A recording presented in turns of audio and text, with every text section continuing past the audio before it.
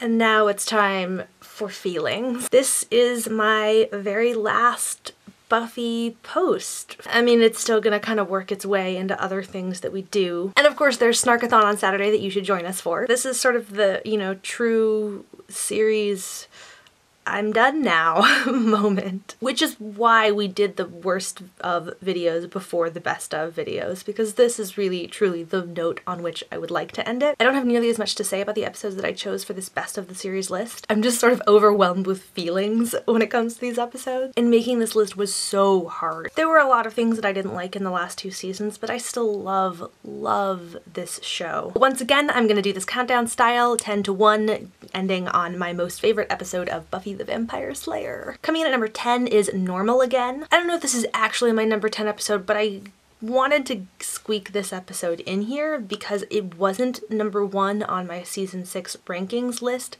but it should have been. This is an example of an episode where I love the concept enough to overlook some of the flaws in execution. This episode really truly stuck with me. It was just haunting and wonderful and brilliant. I'm gonna use that word a lot, brilliant. Just that's all these episodes are brilliant. Speaking of, number 9 is Fear Itself, which is fucking brilliant. It's just such a cool Halloween episode. So scary. Number 8, Innocence, because Teen feels forever and ever and ever. Number 7, The Prom. Again, the feelings. Number 6, Doppelgangland. Just clever, and Vampire Willow was the best. So many amazing moments with Vampire Willow. It's a good, fun episode that I could just rewatch all the time, always. Number 5, Hush. Brilliant. At the risk of abusing this word, this episode is also brilliant. I'm saying it so many times now that the word just sounds weird. Brilliant, brilliant, brilliant, brilliant, brilliant. The whole idea of writing a mostly silent episode was just so clever. The gentlemen are just such fantastic, creepy villains. 4, Becoming Part 2. I'm such a sucker for Buffy finale speeches. Her big moments where she has 1 or 2 sentences that sort of distill everything, all the big feelings, brilliantly delivered. And I love the whole take all that away and what do you have left?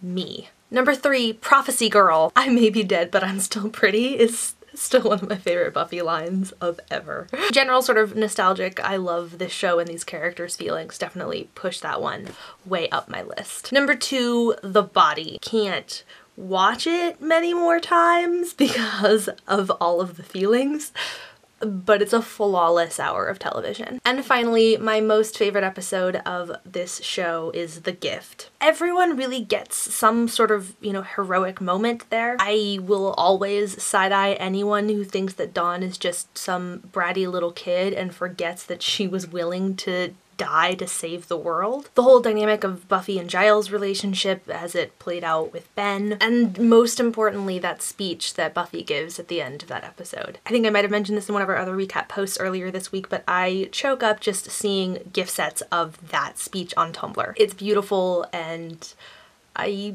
love it. I just love it. And on that note, this is it. Thank you to everyone who watched and commented along with us. I love you all dearly, and thank you for going on this crazy ride with us.